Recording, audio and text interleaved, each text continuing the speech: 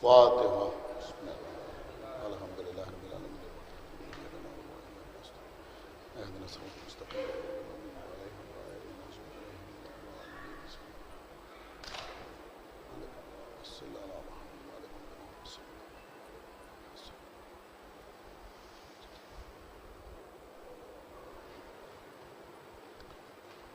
أعوذ بالله السميع العلي العظيم من الشيطان اللعين الرجيم بسم الله الرحمن الرحيم الحمد لله الذي هدانا لهذا وما كنا لنهتدي لولا أن هدانا الله لقد جاءت رسل ربنا بالحق الصلاة والسلام على صاحب الدين والإسلام والحل والحرام والركن والمقام والصلاة والصيام والسجود والقيام والشريعة والأحكام والحجة والبرهان والمحبة والعرفان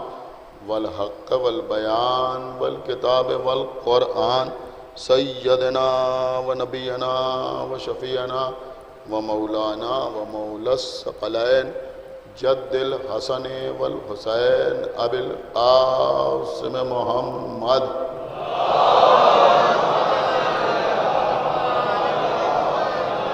وعلى أهل بيته الطيبين الطاهرين المعصومين المظلومين المنتخبين المنتجبين الذين أذهب الله عنهم الرجس وطهرهم تطهيرا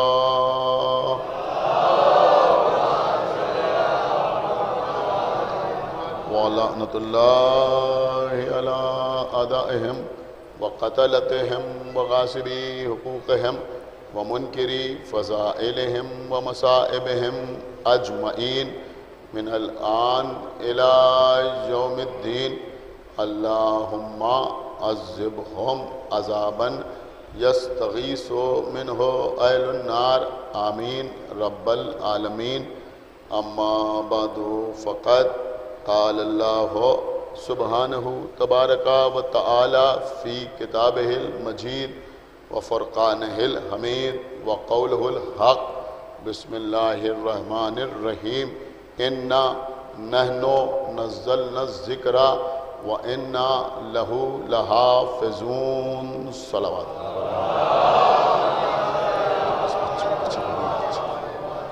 ایک صلوات اور پڑھیں محمد و آل محمد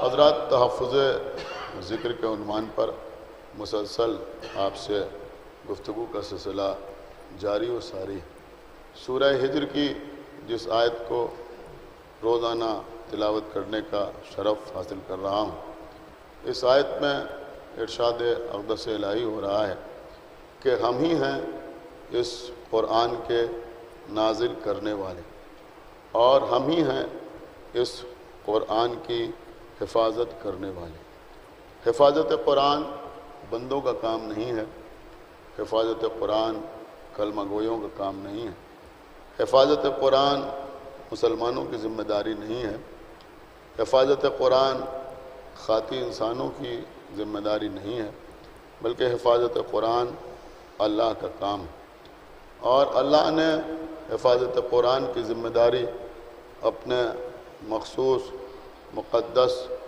اور محترم اور صاحب عصمت بندوں کے حوالے کی ہے عزیزوں اگر آپ غور کریں تو آج میں آپ کی خدمت میں تحفظ قرآن کے سلسلے میں کچھ باتیں جو اکثر نہیں پڑھی جاتی عرض کروں دیکھیں عزیزوں آپ غور کریں 1400 سال کا عرصہ گزر گیا لیکن بسم اللہ سے لے کے والناس تک قرآن کی ہر آیت اپنی جگہ پر موجود ہے قرآن کا کوئی سورہ تو سورہ قرآن کی کوئی آیت قرآن سے کم نہیں ہوئی اور نہ آج تک قرآن میں کسی قسم کا کوئی اضافہ کر سکا۔ قرآن کا زبر زبر ہے، قرآن کا زیر زیر ہے، قرآن کا پیش پیش ہے، قرآن میں کسی قسم کی تبدیلی کی گنجائش نہیں۔ میں ایک بات بالکل الگ سے آپ کی خدمت میں عرض کروں کہ یہ حفاظت قرآن کا معجزہ ہے کہ آج بھی اگر کوئی شخص قرآن غلط پڑھے، یعنی زبر کی جگہ زیر پڑھے، زیر کی جگہ زبر پڑھے، تو کوئی نہ کوئی ٹوک دیتا ہے کہ آپ غلط پڑھ رہے ہیں، یہ ایسے نہیں ہے بلکہ ایسے ہے۔ ایک صلوات پڑھے بر محمد وآلہ۔ ویسے تو تمام مومنین کے گھروں میں قرآن مجید کا کوئی نہ کوئی نسخہ موجود ہے۔ ظاہر سی بات ہے کہ جب قرآن چھپتا ہے، شائع ہوتا ہے، تو کتابت کرنے والے یا کمپوزنگ کرنے والے چونکہ خاطی انسان ہوتے ہیں، اور جب پرنٹنگ پریس میں چھپتا ہے تو کبھی کبھی کچھ حروف اڑ بھی جاتے ہیں، کبھی کبھی لکھنے والوں سے کوئی غلطی بھی ہو جاتی ہے۔ تو ہم نے اکثر دیکھا ہے کہ جو لوگ قرآن پڑھتے رہتے ہیں، وہ قرآن پڑھتے ہیں تو پینسل سے اگر کہیں کچھ چھوٹ گیا ہے تو وہ اس کو بنا دیتے ہیں، اگر کہیں زبر کی جگہ زیر ہو گیا ہے تو اسے زبر کر دیتے ہیں۔ میں آپ سے پوچھنا چاہتا ہوں کہ یہ جو لوگ تحریری طور پر یا کوئی پڑھ رہا ہے تو قرآن میں کسی کے پڑھنے کی اصلاح کرتے ہیں، تو یہ اس کا معیار کیا ہے؟ بہت توجہ آپ حضرات کی چاہتا ہوں، اس کا اسٹینڈرڈ کیا ہے؟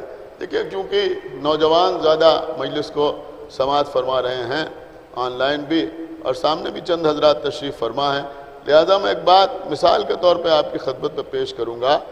آپ کو پتہ ہے 1 کلو گرام کا مطلب کیا ہوتا ہے؟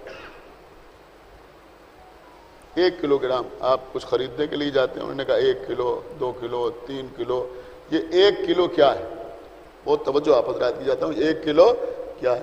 انہوں نے کہا بھائی ایک باٹ ہوتا ہے، ایک وزن ہوتا ہے، انہوں نے کہا یہ 1 کلو ہے، یا مثلا ڈیجیٹل ہے تو اس سے معلوم ہو جاتا ہے یہ 1 کلو ہے۔ لیکن یہ 1 کلو جو ہے، اس کا پیمانہ کیا ہے؟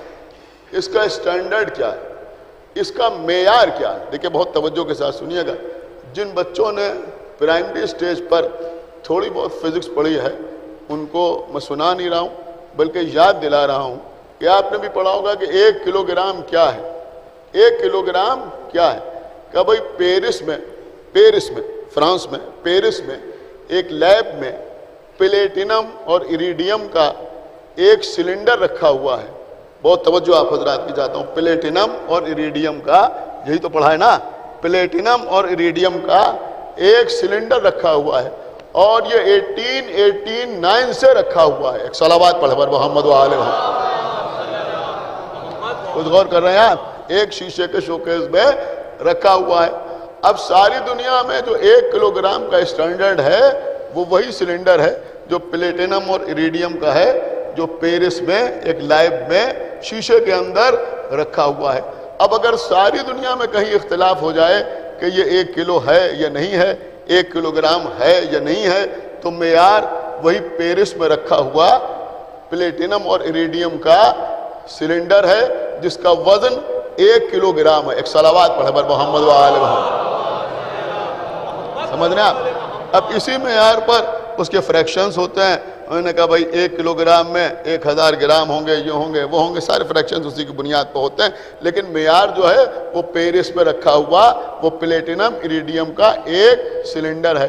میں آپ سے پوچھنا چاہتا ہوں کہ ساری دنیا میں ڈھونڈیے یا کسی بھی فرقے کے مسلمان سے پوچھئے، کیا دنیا میں کہیں قرآن مجید کا کوئی ایسا نسخہ رکھا ہوا ہے جس کو اس انداز سے معیار قرار دیا جائے؟ بھائی ایک صلوات پڑھے بر محمد و آل محمد پر۔ میرے خیال میں آپ حضرات نے توجہ نہیں فرمائی، میں کیا عرض کر گیا؟ بھائی خدا کے لیے تھوڑا سا بیدار ہوئیے، پڑھے لکھے حضرات سے گفتگو کر رہا ہوں کہ کیا ساری دنیا میں کہیں قرآن مجید کا کوئی ایسا نسخہ رکھا ہوا ہے، کسی فرقے کے، کسی مدرسے کی، کسی لائبریری میں رکھا ہوا ہے؟ انہوں نے کہا بھائی یہ ندوے کی لائبریری میں قرآن مجید رکھا ہوا ہے، یہ معیار ہے۔ یہ دیوبند میں رکھا ہوا ہے، یہ معیار ہے۔ اچھا جانے دیجئے، انہوں نے کہا بھائی مدینے میں رکھا ہوا ہے، وہ معیار ہے۔ مکے میں رکھا ہوا ہے، وہ معیار ہے۔ خانہ کعبہ میں قرآن کا نسخہ رکھا ہوا ہے، وہ معیار ہے. کہا ایسا کچھ نہیں ہے. کیا سن رہے ہیں آپ؟ خدا کے لیے تھوڑا بیدار ہوئیے. ایسا کچھ نہیں ہے. ساری دنیا میں کہیں اس طرح سے کہ جیسے 1 کلو گرام ویٹ وہاں رکھا ہوا ہے پیرس میں، اس طرح سے کہیں قرآن کا کوئی نسخہ نہیں رکھا ہوا ہے کہ کہیں اگر کسی کو شک ہو قرآن مجید کی کسی آیت کے بارے میں یا زبر و زیر کے بارے میں تو اس سے ملا کے دیکھ لیا جائے. لیکن اس کے باوجود قرآن کا حرف محفوظ ہے. ہائے ہائے ہائے، آپ سنی نہیں رہا میں کیا عرض کر رہا ہوں بھائی. بہت گہری بات میں نے آپ کی خدمت میں عرض کر دی کہ اس کے باوجود قرآن کا حرف محفوظ ہے. تو اس کا مطلب یہ ہوا کہ یہ جو قرآن آج محفوظ ہے یہ ایک معجزہ ہے. آپ نے غور نہیں کیا؟ یعنی یہ تحفظ قرآن جو ہو رہا ہے، یہ جو آج قرآن محفوظ ہے، یہ بھی ایک معجزہ ہے. اور میرے خیال میں سمجھدار حضرات جانتے ہیں کہ معجزہ اللہ کا فعل نہیں ہوتا. اللہ جانے آپ غور کر رہے ہیں یا نہیں غور کر رہے ہیں، بلکہ معجزہ معجز نما کا فعل ہوتا ہے. تو ماننا پڑے گا کہ اگر حفاظت قرآن اس دور میں معجزہ ہے تو کوئی نہ کوئی معجز نما موجود ہے. ایک صلوات پڑھے بر محمد وآل محمد. کوئی نہ کوئی ایک صلوات اور پڑھے بر محمد وآل محمد. ماننا پڑے گا نا کہ کوئی نہ کوئی معجز نما موجود ہے جس کی وجہ سے آج قرآن محفوظ ہے. کوئی مانے یا نہ مانے، تسلیم کرے یا نہ کرے. نہ ماننے والوں نے تو رسول اللہ کو چاند کو 2 حصوں میں تقسیم کرتے ہوئے دیکھا لیکن نہیں مانا. کیا سنایا؟ سورج کو پلٹتے ہوئے دیکھا لیکن نہیں مانا. ستارے کو اترتے ہوئے دیکھا لیکن نہیں مانا. بتوں کو پیغمبر اسلام کے حق میں بولتے ہوئے دیکھا، نہیں مانا. سنگریزوں کو تسبیح کرتے ہوئے دیکھا، نہیں مانا. ارے بھیا جن کو نہیں ماننا وہ نہیں مانتے. اب جو لوگ ہم سے کہتے ہیں کہ صاحب دیکھا نہیں تو کیسے مان لیں؟ ارے بھیا تم نے نہ معلوم کیا دیکھا تب نہیں مانا. ایک صلوات پڑھے بر محمد وآل محمد. یہ کون سی بات ہے؟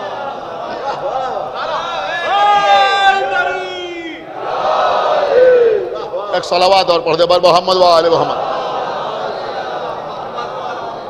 اچھا سنیے، دیکھیے میں سمجھ رہا ہوں کہ بڑے ادب قسم کا موضوع ہے، لیکن میں کوشش یہی کرتا ہوں کہ اس کو آسان سے آسان زبان میں بچوں تک پہنچا دوں تاکہ سب کی سمجھ میں آ جائے. اس لیے کہ مقصد مجلس اپنی علمیت کی دھونس دینا نہیں ہے بلکہ لوگوں کو سمجھا دینا ہے کہ بات سب کی سمجھ میں آ جائے.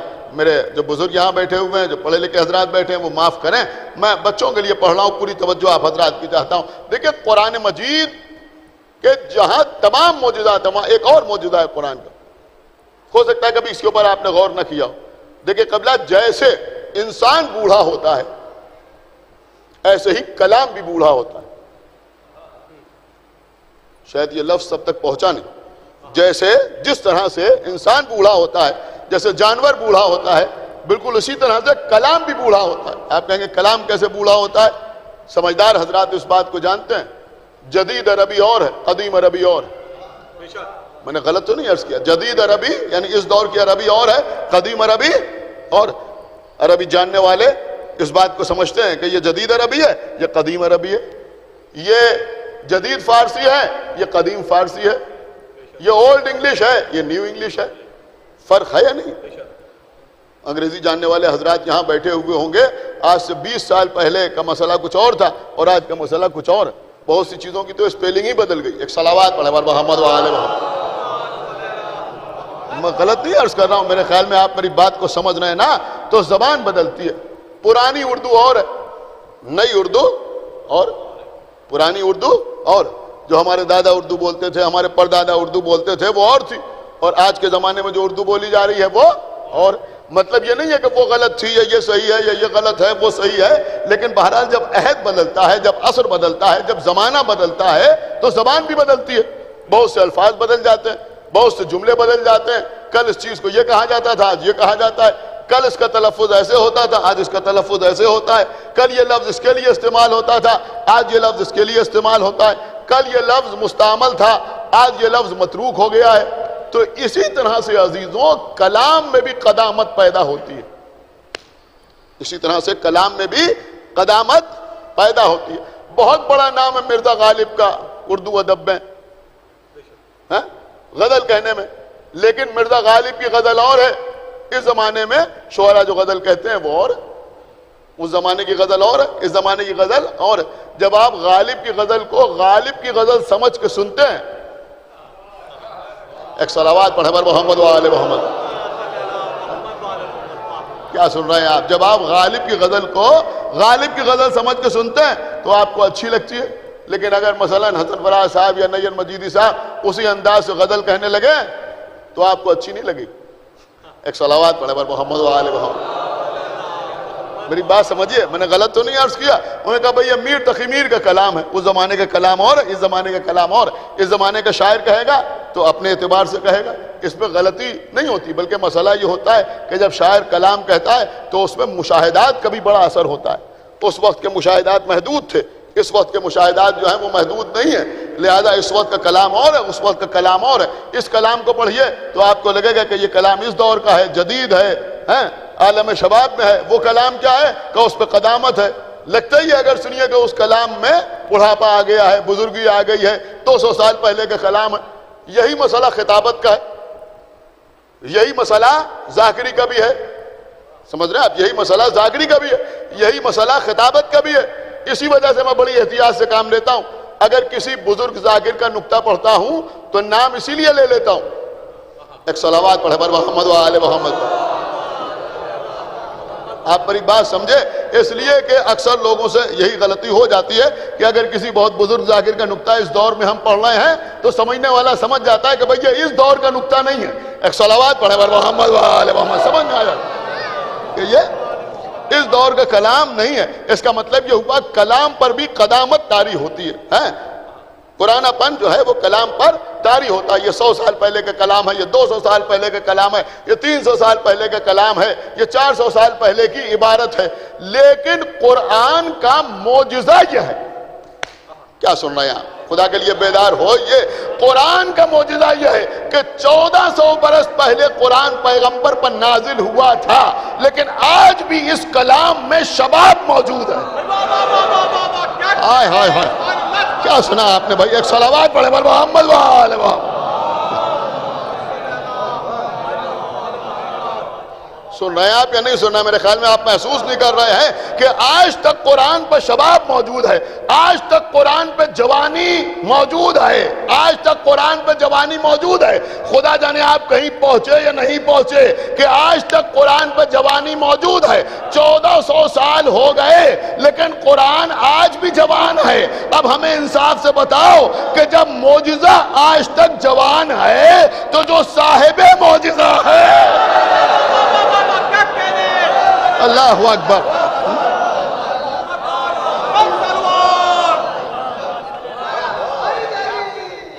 صاحب موجودہ،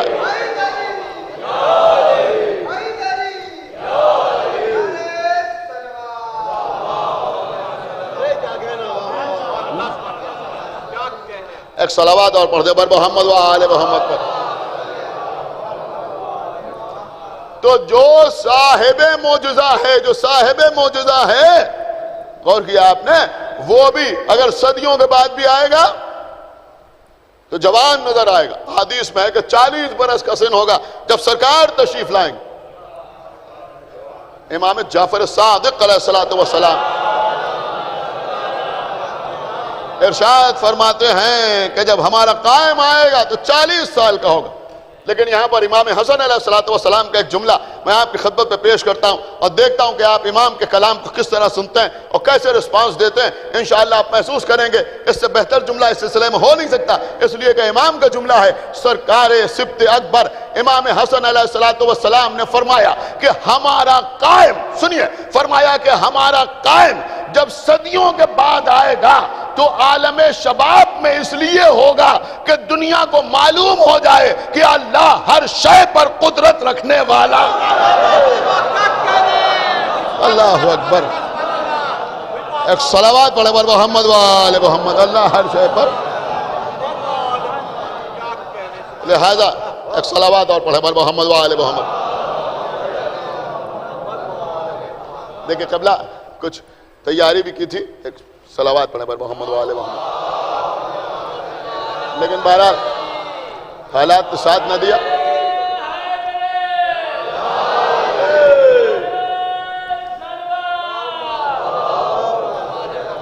انشاءاللہ اس موضوع پر آئندہ سال کچھ باتیں آپ کی خدمت میں عرض کروں گا.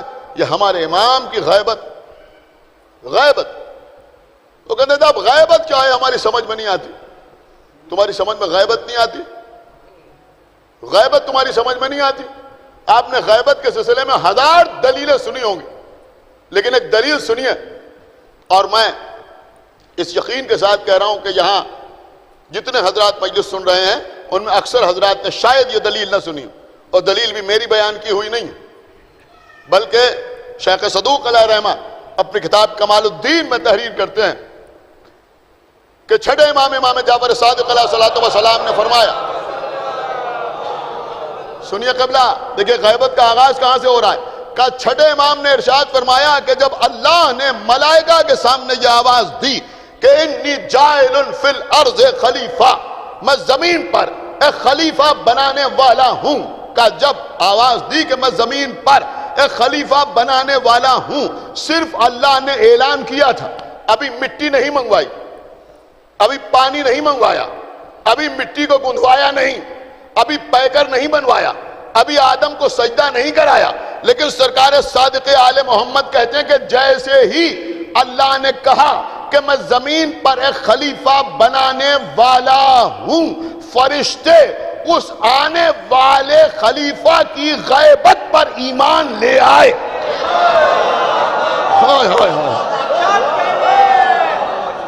بھائی صلوات پڑھے بر محمد و آل محمد. ایک صلوات اور پڑھے بر محمد و آل محمد پر.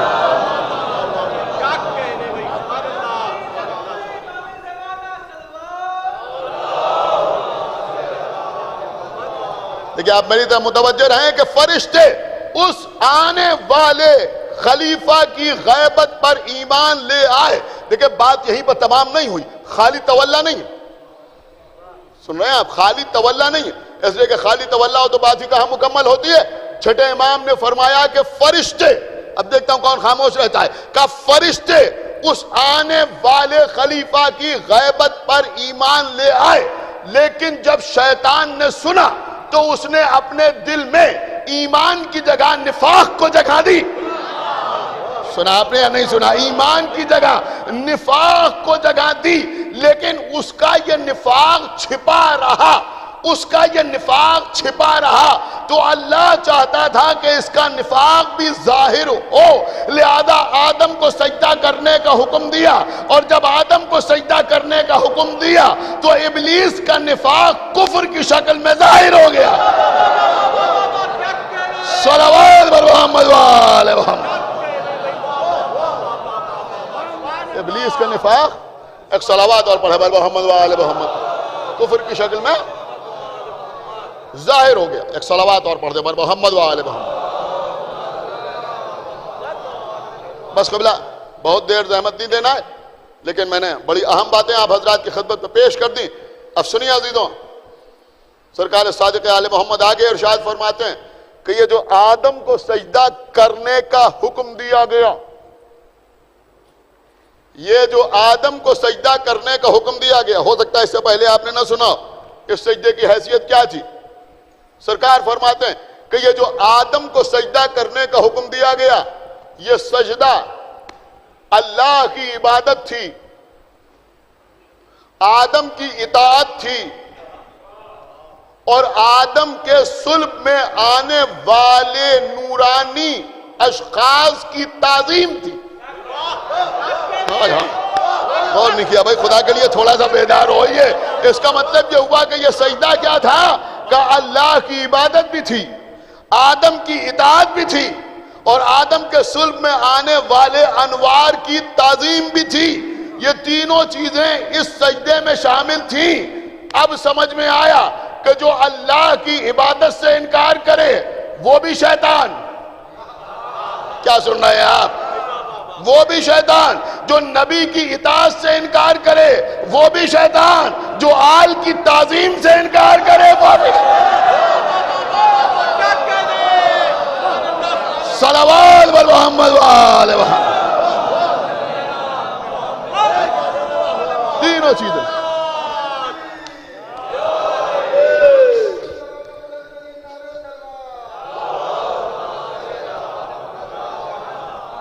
قبلہ اب تو نہ معلوم کیسے کیسے لوگ سامنے آ رہے ہیں. ایک جملہ بڑا باریک صاحب کی خدمت میں عرض کر رہا ہوں کہ اپنے ذاتی مفاد کے لیے کہیں بھی جھک جانے والوں کی سمجھ میں آل محمد کے در پر سجدہ نہیں آ رہا ہے. ایک صلوات پڑھے بل محمد و آل محمد. ایک صلوات اور پڑھے بل محمد و آل محمد.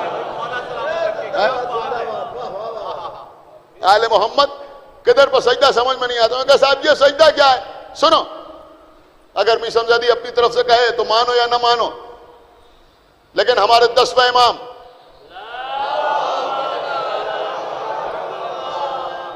دیکھیے عزیزوں، اصل میں مجلس پڑھی جائے تو بڑے اعتراض ہوتے ہیں. میں نے کہا یہ عالم نہیں ہیں، یہ ذاکر ہیں، یہ ذاکری ہے، یہ خطابت ہے. تو ادھر کچھ سال سے ہم نے بھی سوچا کہ اپنی طرف سے کچھ پڑھا ہی نہ جائے، معصومین کی احادیث ہی سنائی جائیں. ایک صلوات پڑھے بر محمد و آل محمد. ہمارے 10ویں امام امام علی نقی علیہ الصلوۃ والسلام، متوکل کا دربار، یحییٰ ابن اقسم، بہت سے سوال کیے ہمارے 10ویں امام سے. بالکل نوجوانی کا عالم ہے ہمارے 10ویں امام کو سوال کیے، یہ بتائیے یہ بتائیے یہ بتائیے. پوچھتے پوچھتے پوچھا کہ یہ بتائیے کہ یہ جناب یعقوب نے اور ان کی اہلیہ نے اور برادران یوسف نے جو یوسف کے آگے سجدہ کیا، اس کی شرعی حیثیت کیا ہے؟ کیا یا نہیں کیا؟ کہا اس کی شرعی حیثیت کیا ہے؟ دیکھیے اگر خالی برادران یوسف کی بات ہوتی تو حجت قرار نہ پاتی. میری بات سمجھیے جو میں عرض کر رہا ہوں. آپ نے شاید بالکل غور نہیں کیا میں کیا عرض کر گیا. اس لیے کہ برادران یوسف معصوم نہیں ہیں، لیکن سجدہ کرنے والوں میں جناب یعقوب بھی شامل ہے جو اللہ کے نبی ہیں. جناب یعقوب بھی شامل ہیں جو اللہ کے نبی ہیں، اور خالی نبی نہیں ہیں، نبی کے بیٹے بھی ہیں. وہ یعقوب شامل ہیں، اسحاق کے بیٹے ہیں، ایک نبی کے پوتے بھی ہیں، ایک نبی کے بھتیجے بھی ہیں. سمجھ رہے ہیں آپ؟ وہ یعقوب ایک نبی کے باپ بھی ہیں. پورا سلسلہ جناب یعقوب کی نسل سے نبیوں کا ہمارے سامنے آتا ہے جو انبیاء بنی اسرائیل کہلاتے ہیں. ان یعقوب نے بھی سجدہ کیا. یہی پوچھا 10ویں امام سے کہ یہ جو سجدہ کیا اس کی شرعی حیثیت کیا ہے؟ تو آپ کو پتہ ہے کیا جواب دیا؟ آپ کے 10ویں امام نے جواب دیا کہ اس سجدے کی حیثیت وہی ہے جو سجدہ آدم کی ہے. کیا سنا آپ؟ اس کی وہی حیثیت ہے جو سجدہ آدم کی ہے. اس کے بعد فرمایا تم سمجھے نہیں، یہ جو انہوں نے یوسف کے آگے سجدہ کیا یہ یوسف کو پروردگار سمجھ کر یا رب سمجھ کر یا اللہ سمجھ کے سجدہ نہیں کیا. کہ پھر یہ سجدہ کیا تھا؟ کہ بھئی یعقوب ایک عرصے سے بے چین و بے قرار تھے یوسف کی زیارت کے. سن رہے آپ کہ نہیں سن رہے؟ یوسف کی زیارت کے لیے ایک عرصے سے بے قرار تھے. اب جیسے ہی یوسف کو دیکھا ویسے ہی جناب یعقوب شکر الہی کے لیے سجدہ. سنا آپ نے یا نہیں سنا بھائی؟ ایک صلوات پڑھے بل محمد و آل محمد. شکر الہی کے لیے. اللہ اکبر. ایک صلوات اور پڑھے بل محمد و آل محمد. دیکھیے عزیزوں، یہ امام کا جواب میں آپ کی خدمت میں عرض کر رہا ہوں. نہ آگے بڑھنے کی ضرورت ہے نہ پیچھے ہٹنے کی ضرورت ہے. امام کا قول ہے یہی صراط مستقیم ہے کہ یہ شکر الہی کا سجدہ تھا. اب سمجھ میں آیا یعقوب جیسا نبی دل میں تمنا تھی کہ ہم یوسف کی زیارت کریں. جیسے ہی وہ تمنا پوری ہوئی جناب یعقوب یوسفی کے سامنے شکر الہی کے طور پر سجدے میں گر پڑے. اب اگر کوئی حرم امام حسین میں آئے یا حرم حضرت عباس میں آئے، زندگی بھر کی تمنا پوری ہو رہی ہے، سامنے امام کی ذریعہ ہے اور شکر کے سجدے میں گر پڑے تو پریشان نہ ہونا. صلوات بر محمد و آل محمد. پریشان ہونے کی ضرورت ہے.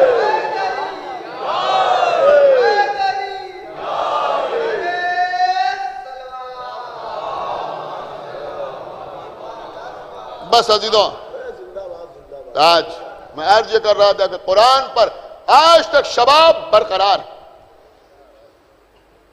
آج تک شباب برقرار ہے. اور جب ہمارا آخری امام آئے گا تو وہ بھی عالم شباب میں آئے گا. دیکھیے عزیزوں، مجمع کتنا ہی کم کیوں نہ ہو سامنے بیٹھا ہوا، لیکن دور دور تک لوگ مجلس سن رہے ہیں، اور یہ باب المراد باب الحوائج کی بارگاہ ہے. یہاں کچھ نہ کچھ الگ سے عطا ضرور ہوتا ہے. میں آپ کی خدمت میں عرض کر رہا ہوں، دیکھتا ہوں کہ آپ کیسے محسوس کرتے ہیں. صرف مولا کی عطا ہے، ورنہ میثم زیدی کی کوئی حیثیت نہیں ہے کہ جب آخری آنے والا آئے گا تو وہ عالم شباب میں آئے گا. کیسے آئے گا؟ عالم شباب میں آئے گا. اما مولا علی سے جو خلافت چھینی تھی تو یہی کہہ کے تو چھینی تھی کہ یہ بوڑھے ہیں. سنایا پہ نہیں سننا، یہ بوڑھے ہیں.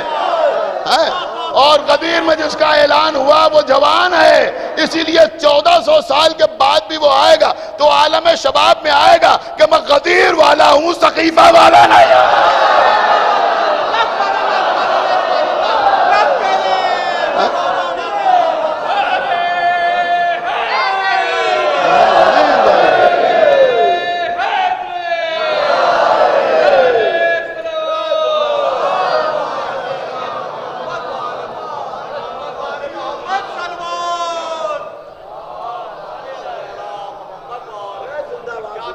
ایک صلوات اور پڑھ دے بر محمد و آل محمد.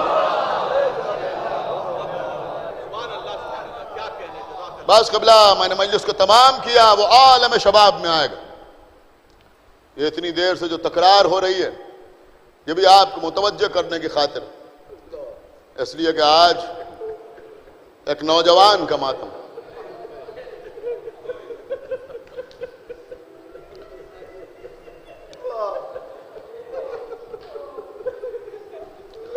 ایک نوجوان کا ماتم، 18 برس کے علی اکبر، جو صورت میں، سیرت میں، رفتار میں، گفتار میں پیغمبر سے مشابہ. ہماری جان قربان. خداوند عالم ان نوجوانوں کو سلامت رکھے جو علی اکبر کا نام سن کے آنسو بہاتے ہیں.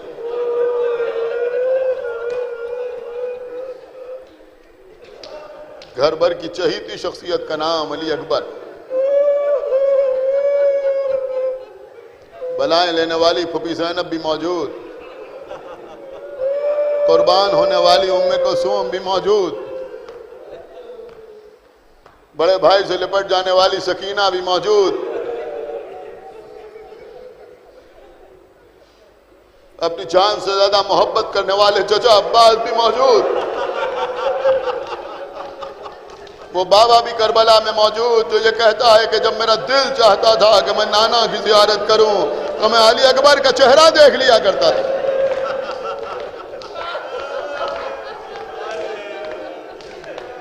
سنیے عزیزوں، میں مصائب میں کوئی کمی نہیں کرنا چاہتا. شب عاشور آقا عباس شہزادے علی اکبر کے پاس آئے. بیٹا علی اکبر ذرا میرے ساتھ چلو. علی اکبر ساتھ ساتھ چلے. ایک ایسے خیمے میں آئے جہاں کوئی موجود نہ تھا. خیمے میں داخل ہوئے، سامنے ایک کرسی رکھی تھی. چچا نے بھتیجے کے بازوؤں کو پکڑا، کہا میرے لال اس کرسی پر بیٹھ جاؤ.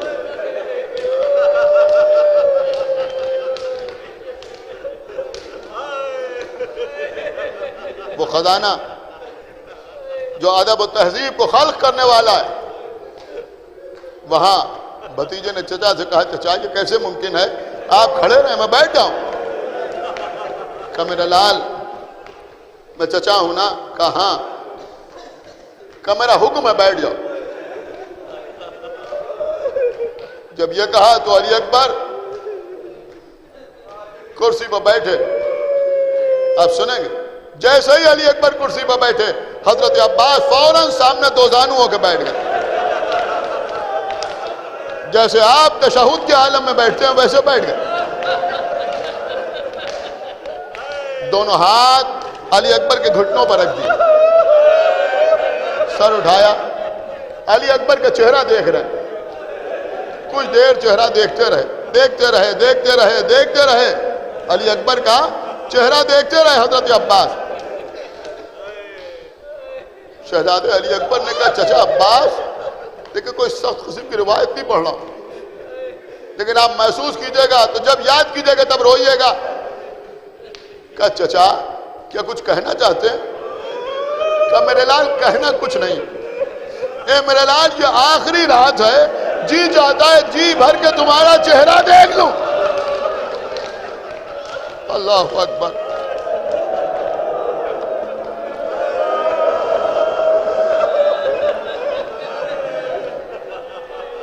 وہ علی اکبر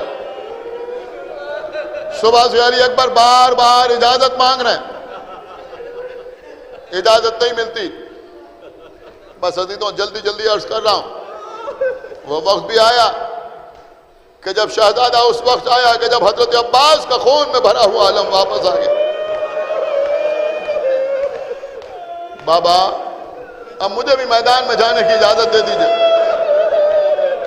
حسین اپنی جگہ سے کھڑے ہو گئے۔ اے بیٹا کیا کہا؟ ایک بار پھر کہو بیٹا تم نے کیا کہا؟ کہا بابا میدان میں جانے کی اجازت دے دیجئے۔ اے میرے لال مجھ سے زیادہ تم پر تمہاری ماں کا حق ہے، تمہاری پھوپھی کا حق ہے، پہلے ان سے اجازت لے لو۔ حضرت عباس خیمے میں آئے، کسی طرح سے پھوپھی سے اجازت لی، ماں سے اجازت لی۔ حمید ابن مسلم کہتا ہے کہ کوئی بھی شہید خیمے سے باہر نکلتا تھا تو ایک بار پردہ اٹھتا تھا، شہید خیمے سے باہر آ جاتا تھا، لیکن علی اکبر بار بار خیمے کا پردہ اٹھتا تھا، بار بار گر جاتا تھا۔ 10 مرتبہ خیمے کا پردہ اٹھا اور 10 مرتبہ گرا۔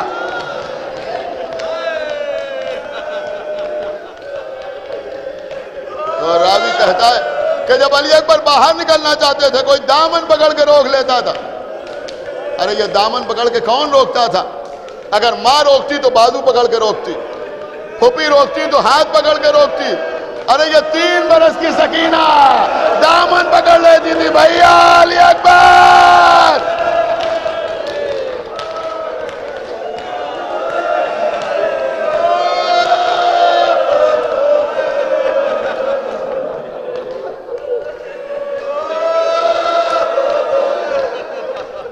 بہرحال کسی طرح سے علی اکبر باہر آئے، گھوڑے پر سوار ہوئے۔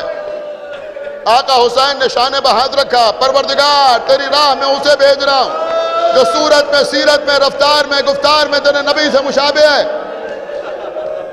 چلے اکبر کچھ دور پہنچے تھے کہ احساس ہوا کوئی پیچھے پیچھے دوڑتا چلا آ رہا۔ رکے، پلٹ کے دیکھا، حسین ٹوٹی کمر پکڑے ہوئے، یا بنیا مہلن محلا، یا بنیا مہلن محلا۔ میرے لال آہستہ آہستہ آہستہ آہستہ آہستہ آہستہ۔ اے بابا آپ تو اجازت دے چکے،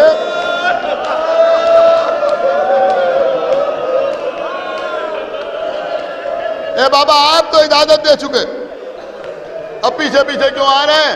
کہا بیٹا علی اکبر کاش تم صاحب اولاد ہوتے تو یہ سوال نہ کرتے۔ اے میرے لال جاؤ مگر مڑ مڑ کے دیکھتے جانا۔ اب عزیزو سنیں گے آپ، علی اکبر میدان میں آئے، جنگ کرنا شروع کی۔ ادھر آقا حسین ایک بلندی پہ کھڑے ہو گئے، علی اکبر کی جنگ دیکھ رہے ہیں۔ ایک مرتبہ خیمے کے در پہ آئے ام لیلا، میرے لال کے مقابلے پر ایک بہت قوی شخص آیا ہے، مجھے اپنے بیٹے کی شجاعت پر یقین ہے، لیکن ام لیلا باپ ہوں، وہ آنے والا سیر و سیراب ہے، میرا بچہ پیارا۔ جاؤ جا کے علی اکبر کی کامیابی کی دعا کرو۔ ام لیلا مسلح پہ آئیں، دعا کرنا شروع کی۔ ادھر علی اکبر اسے قتل کر کے واپس آئے۔ اے بابا پیاس مارے ڈالتی ہے، پیاس مارے ڈالتی ہے، اللہ اکبر، پیاس مارے ڈالتی ہے۔ میرے لال اپنی زبان میرے دہن میں دے دو۔ علی اکبر نے اپنی زبان حسین کے دہن میں دی، یہ کہہ کے باہر نکالی، بابا آپ کی زبان میں تو کانٹے پڑے ہوئے ہیں۔ لو میرے لال انگوٹھی اتاری، یہ انگوٹھی اپنی دہن میں رکھو. علی اکبر نے انگوٹھی دہن میں رکھی, پھر میدان میں آئے. ہاں عزیزوں, اکبر کی جنگ شروع ہوئی, لڑتے ہوئے آگے بڑھ رہے ہیں. سنیں گے آپ, ایک جملہ سنیں گے. حمید ابن مسلم کہتا ہے کہ علی اکبر ایسی شدت سے جنگ کر رہے تھے کہ ایسا لگتا تھا سارے لشکر کو کاٹ کے پھینک دیں گے. وہ کہتا ہے میں نے سوچا یہ کون سا جذبہ ہے کہ یہ جوان 3 دن کی بھوک پیاس میں اس طرح تلوار چلا رہا ہے. حمید کہتا ہے میں تھوڑا قریب ہوا, قریب. 1 منٹ کے لیے ٹھہر جائیے, جملہ سن لیجئے, پھر جتنا جی چاہے اتنا روئیے گا. یہ کہتا ہے میں علی اکبر کے قریب ہوا تو میں نے سنا کہ علی اکبر تلوار چلاتے جاتے تھے اور یہ کہتے جاتے تھے کہ اب اس لشکر میں جو بچے گا وہ میرے بابا سے لڑے گا.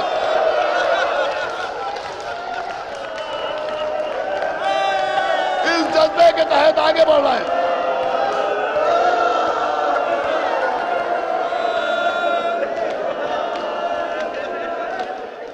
سنیے, علی اکبر آگے بڑھ رہے ہیں. ایک مرتبہ ایک شخص نے نیزہ چلایا, خدا لعنت کرے, سنان ابن انس پر نیزہ چلا. علی اکبر کے سینے میں نیزے کی انی ٹوٹی. نہیں سنیے, ہمت ہو تو سن لیجئے, جتنا رونا ہو رو لیجئے, خدا کرے پڑھتے پڑھتے ہم مر جائیں, سننے والے روتے روتے مر جائیں, اس سے بہتر کوئی زندگی نہ ہوگی. بہت توجہ آپ حضرات کی چاہتا ہوں. عزیزوں, جب نیزے کی انی سینے میں ٹوٹ گئی, صاحب ریاض القدس نے لکھا, صاحب ریاض القدس نے لکھا, علی اکبر نے گھوڑے کی گردن میں باہیں ڈال دی. اب جو گھوڑا چلا, چاروں طرف سے اشقیا, تلواریں چل رہی ہیں, تلواریں چل رہی ہیں. ارے حسین کا لال, ٹکڑے ٹکڑے.